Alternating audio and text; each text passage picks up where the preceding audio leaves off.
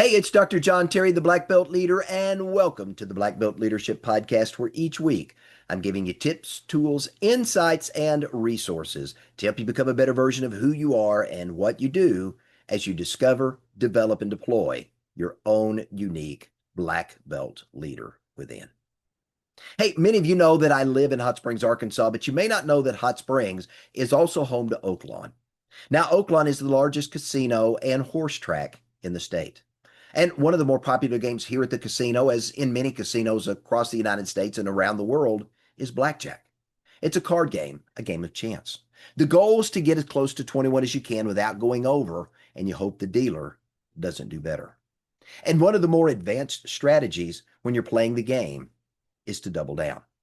Now, this escalates the opportunity of risk and reward. But I'm here to tell you, if you're already losing, doubling down can help you accelerate how quickly you end up giving your chips back to the dealer. Now, mathematically, there are times when it does make sense to double down, but there's times that doubling down is simply a bad bet. Now, I'm here to tell you that it's not just true in the casino, but it's also true in life. And for the next few moments, I want to talk about doubling down when escalation can actually make things worse. You know, one of my favorite memories of Bruce Lee is the fact that his movies embody the man who never quits, the man who is willing to fight to the finish, no matter what. Bruce Lee, to me, is the quintessential don't give up, take on any competitor, all the competitors, and just keep going until the fight is over. He epitomizes that throughout his movies. You know, in The Way of the Dragon, Bruce Lee was sent to protect a Chinese restaurant from an international crime syndicate.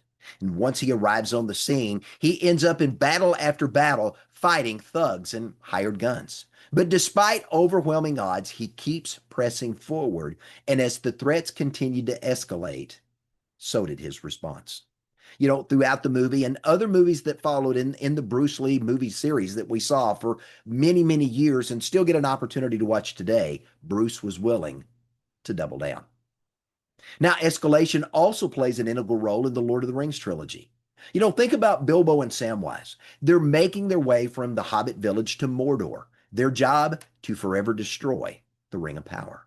But at every turn, these hobbits are hunted and accosted as Sauron, his minions, and others are seeking to gain control of the One Ring for themselves, and with that, control over Middle-earth. And we see this same form of escalation bravado modeled in John McClane. Now, that's the mythical character immortalized by Bruce Willis in the Die Hard franchise series. And once again, despite overwhelming odds and a continual escalation of violence, Bruce's character keeps pushing forward. He outsmarts a group of heavily armed terrorists in the process with his famous yippee-ki-yay. Now, John McClane was relentless in his pursuit to both save the people he loved and protect the innocent from danger. John McClane, Bilbo, and Samwise, like Bruce Lee in the movies, all were willing to double down. Now, this same theme of escalation and doubling down continues in the movie trilogy, The Equalizer. It's there we see Denzel Washington immortalize the archetype of the man who stubbornly refuses to die in his quest to protect the innocent. In the movie, he plays Robert McCall, a former government operative.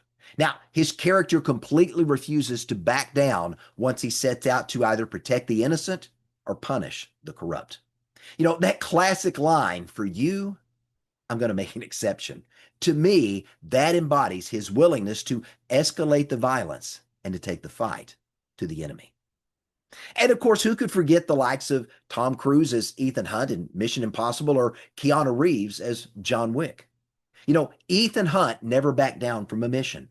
John Wick pushed his way through endless armies of assassins through nothing more than sheer grit and determination. And in these two characters, like the others I've talked about, once again, we see the archetype of the stubborn, relentless, overcome the odds, fight to the finish, refuse to quit warrior. Robert McCall, Ethan Hunt, John Wick, those three were also willing to double down. Now, why do I bring this up? Because I think we all love stories about people who refuse to quit. It's why we celebrate the life of Leonidas of Sparta, who led the 300 Spartans to withstand the onslaught of the massive Persian army and hold them at bay for 3 days. That's why we celebrate George Washington, who led a ragtag army facing starvation and rampant disease, but he ultimately defeated the British and secured independence for the United States of America. We remember Harriet Tubman, who, after escaping slavery, repeatedly returned to the American South, and it was there again and again she rescued other slaves, leading them to safety through the Underground Railroad. Or maybe it's the real life story of the entrepreneur who heard no 100 times but kept pursuing his dream. Or maybe it's the story of the athlete who told he wasn't good enough but kept training anyway and made the team. Or maybe it's the story of inventors like Thomas Edison, who endured failure after failure, but kept trying just one more time. Or maybe it was men like Sam Walton, who kept pushing forward even when nobody else believed. You know, we love to celebrate the people who persist until they succeed. I believe it's part of our human experience to celebrate those who overcame overwhelming odds and came out victorious on the other side of conflict. Author Og Mandino, he immortalized this concept of resilience and escalation of effort in his iconic work, The Greatest Salesman in the World, with 6 quintessential words. I will persist until I succeed. You know, the hero's story actually predates the classic tale of Odysseus, and these stories have stood the test of time. But there are also stories where the hero doesn't win, and my question is, how often do we pay attention to them?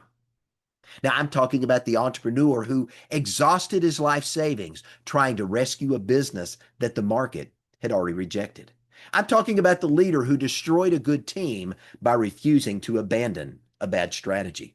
I'm talking about the founder who kept pouring money into a failing project because canceling it would have to admit that he was wrong in the first place.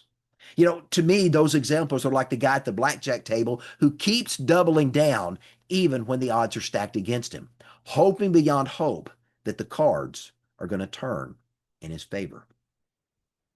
You know, when I think about life, there's times when quitting is a sign of weakness. But I think there are more frequent times when refusing to quit is more often a sign of stupidity. Knowing when to double down and knowing when to fold and limit your losses is invaluable if you want to experience more success in your life. Now, if you don't believe me, ask Fred Smith. You know, as a college student, Fred Smith had a dream. He envisioned a system where packages would be delivered by plane to a central U.S.-based hub. They would be sorted, and then they would be flown all over the country in the middle of the night, so these packages could be delivered by 10:30 a.m. the next day. He got a C on the paper from his college professor, who told him the idea was stupid and it would never work. Well, that stupid idea turned out to be Federal Express. But after FedEx became successful, Fred Smith began to dream again. And this time he came up with what he thought was another brilliant idea. As he looked around, he saw a world full of fax machines, and he began to wonder, what if you could walk into a FedEx office and you could present a document and you could have that document beamed by a satellite to any other FedEx location anywhere in the world and have that document delivered by a courier the same day? So Smith rented a satellite, he made an investment in FedEx locations all over the country, and he started advertising a new service known as Zapmail. And when the idea didn't initially catch on with the public, rather than calling it quits and folding, Smith doubled down. He kept pouring millions of dollars into his belief in this concept, only to finally learn, after millions and millions of dollars had been thrown away, nobody wanted his service. A fax machine could do the very same thing, but could do it a whole lot cheaper. So the end result, a multi-million-dollar disaster. Fred Smith chose to escalate at a time when evaluation and probably exit were a better option. You know, it's very, very easy for you and I to become so attracted to an unfeasible idea that we believe the impossible is possible. And in that moment, when it might be better off to fold, to take our losses and move on, we stubbornly refuse to quit. So to me, that's not a question of grit or perseverance. It's a question of awareness. It's not a question of whether or not you've got the courage to keep going because you're already in the fight.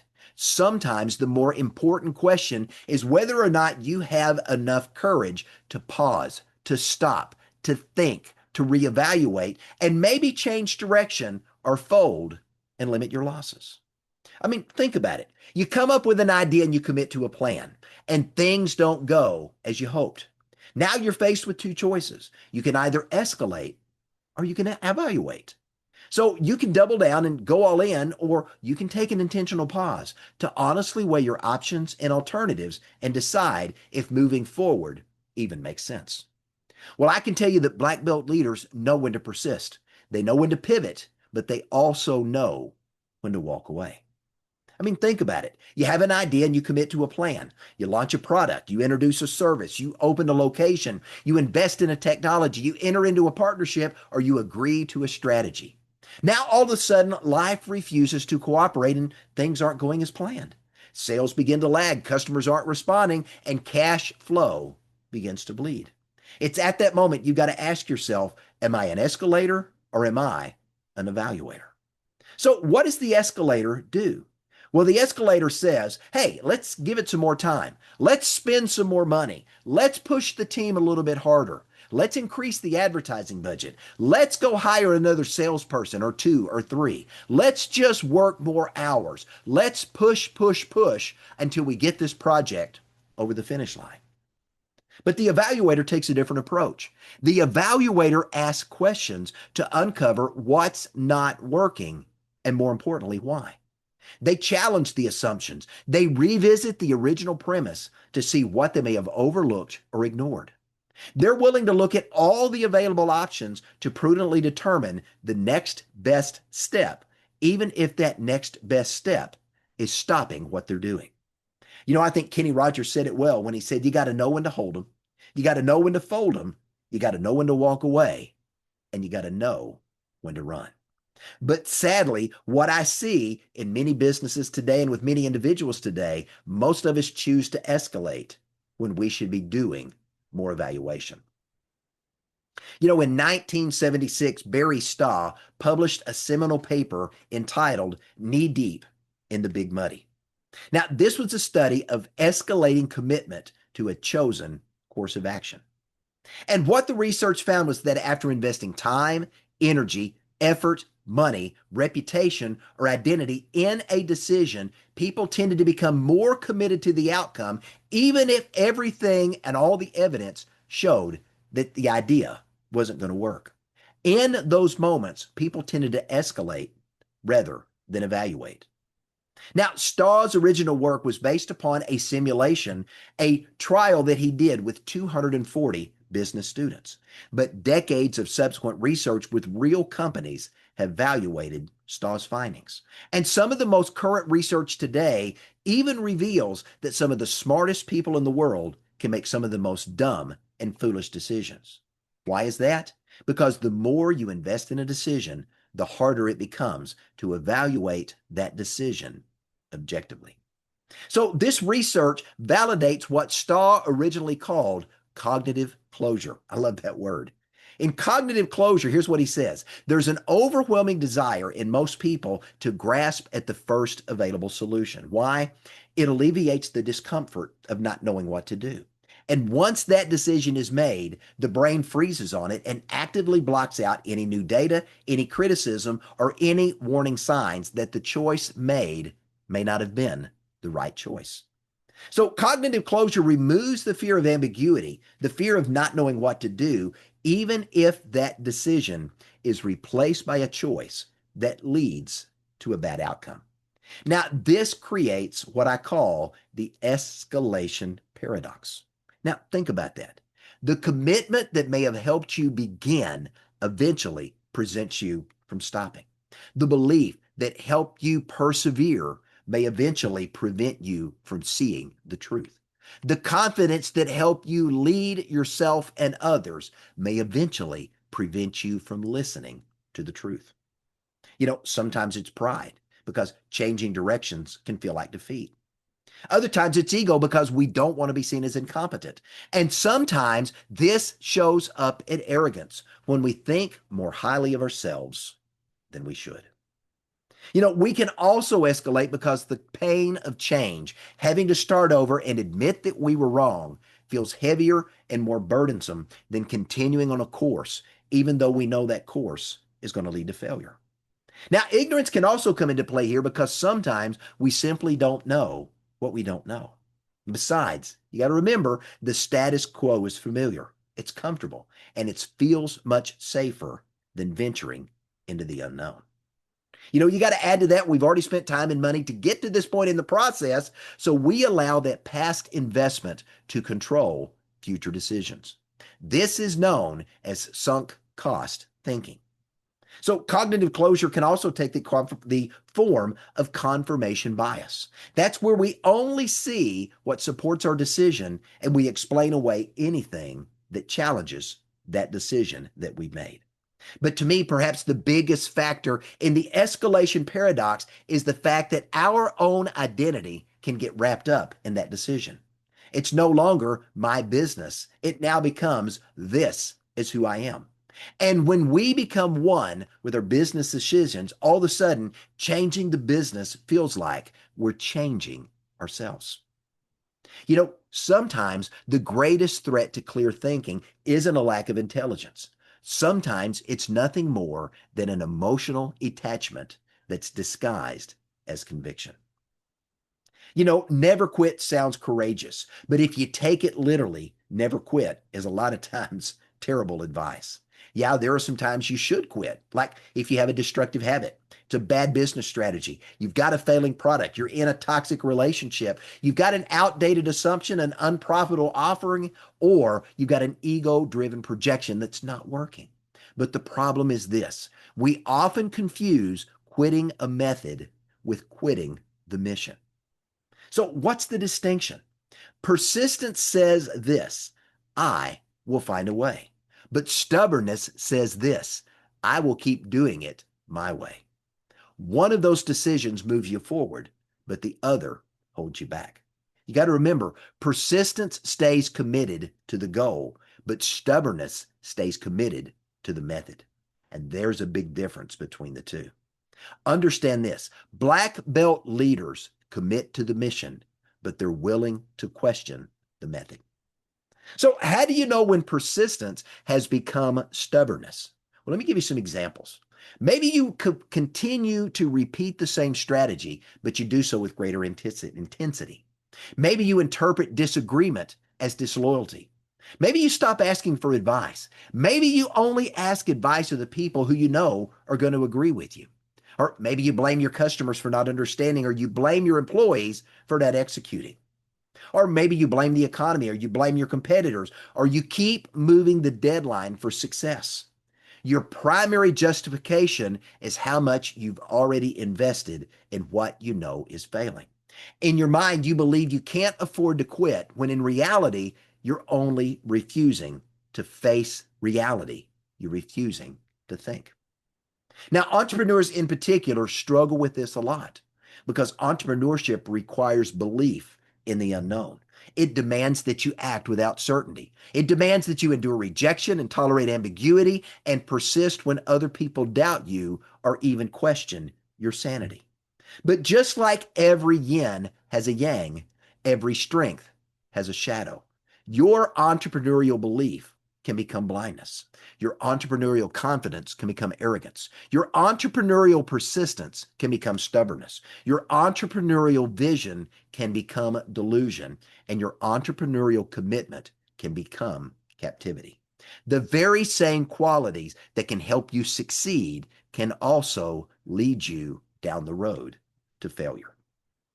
You got to remember, the escalator in you says, give it more time, spend more money, push the team harder, increase the advertising budget, hire more salespeople, work longer hours. So what do? You keep pushing. You keep expending more time, more energy, more money, and your project still underperforms. Well, at this juncture, you got to ask yourself, am I making good decisions or am I more focused on proving my initial decision was the right one in the first place? Now, I don't want you to miss this because preventable failure rarely shows up as one big mistake.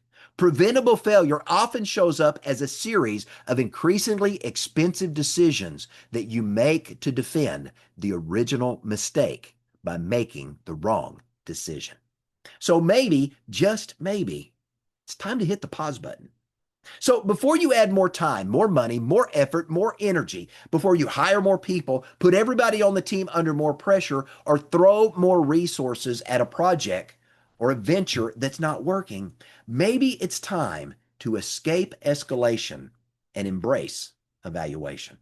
So let me give you 10 important questions that you can use to walk yourself through an evaluation exercise that can help you gain a new and fresh perspective. Number one, what exactly isn't working? Number two, why isn't it working? Number three, which original assumptions have proven false or incorrect? Number four, what facts or evidence am I ignoring or overlooking? Number five, what information would change my mind? Number six, what am I emotionally attached to? Number seven, what would an outsider see that I don't? Number eight, what am I afraid to admit? I love number nine. If I were starting today, knowing what I know now, would I still choose this path? And number 10, am I protecting the mission or defending my ego? So here's a black belt secret to success. Don't escalate what you haven't evaluated. You know, years ago when I was competing in the SWAT tournament circuit, I always showed up with a plan. I always knew what I wanted to do when I got in the ring. But I love what Mike Tyson aptly said. Everybody's got a plan until you get punched in the mouth. You know, some of my opponents had greater speed or movement and they could evade my attacks. And sometimes my favorite techniques were ineffective. At other times, their height or their reach gave them a tactical advantage that I had to overcome. And sometimes, on certain days, my timing was just a bit off. So to win the competition, what did I have to do? I had to change my angle of attack. I had to change my speed and my timing. I had to adjust my rhythm. I had to adapt my technique to the opportunities my opponent presented to me. You know, I could either double down and escalate and keep doing more of what I've always done that wasn't working, or I had to reevaluate my options and alter my approach. So here's what I learned from that experience. A black belt isn't committed to a technique that isn't working. A black belt is committed to the desired outcome that brings about the good for all. You know, sometimes the correct response is escalation. So when you're making your assumptions and those assumptions remain sound, the market's responding, the strategy's working, the potential upside justifies the future cost, in those instances, double down. But when negative evidence is persistent, assumptions are failing, costs are growing faster than progress, your timelines keep getting missed, and your best argument is, we've come this far, we can't afford to quit now. Maybe at that moment, it's time to stop escalating and start evaluating. Because for me, as a black belt leader, the wisdom is knowing whether the moment requires greater commitment or better thinking. Did you get that? The wisdom is knowing whether the moment requires greater commitment or better thinking. You know, we all admire perseverance and grit. We all honor resilience. But never quit is not a leadership philosophy. Hear me. It's not a leadership philosophy. It's a slogan. Black belt leaders think, and they think for a change. They evaluate, they question, they consider, they listen, they adapt, and when necessary, they turn and walk away. You know, sometimes you may need to escalate. Sometimes you may need to work harder, to stay longer, to invest more, and to double down. But there are going to be times when doing so is only going to make things worse. The answer isn't always more effort. Sometimes the answer is more clarity, and that only comes when you evaluate. And wisdom is knowing the difference between the two.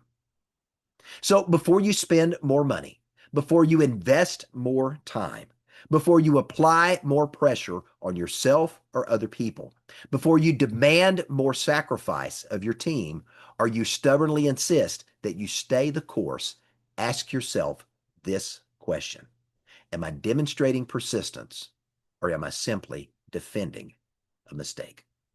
I'm Dr. John Terry, the Black Belt Leader. Thanks for joining me. Have a great day.